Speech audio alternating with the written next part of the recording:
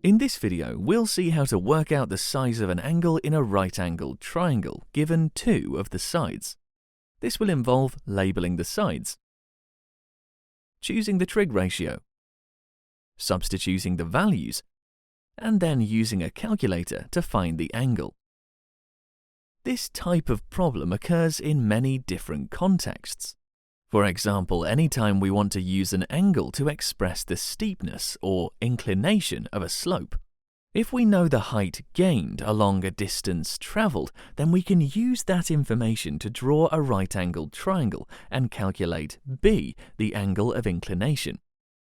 In navigation contexts, we need to calculate angles of direction or bearings in order to travel from one point to another. By drawing a right-angled triangle, we can use known distances to work out this angle of direction. So, let's work through this example where we know two sides and want to calculate this angle b to the nearest degree. We label the longest side h for hypotenuse. We label the side directly across from the angle with an O for opposite. And we label the side next to the angle with an A for adjacent.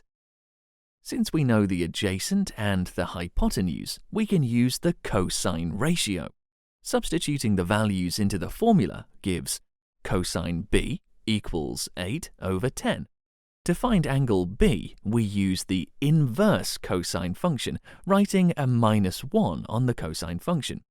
This inverse function gives us the angle that has this particular cosine ratio.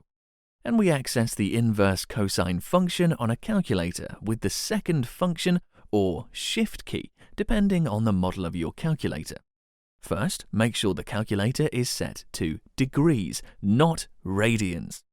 Then enter second function, cosine, open brackets, 8 divided by 10, close brackets, equals, which gives us an angle of 37 degrees when rounded to the nearest degree.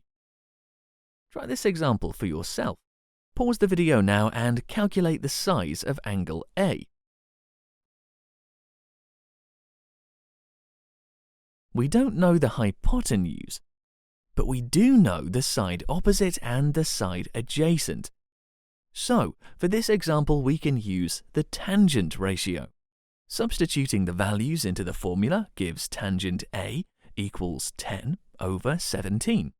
To find angle A, we use the inverse tangent function.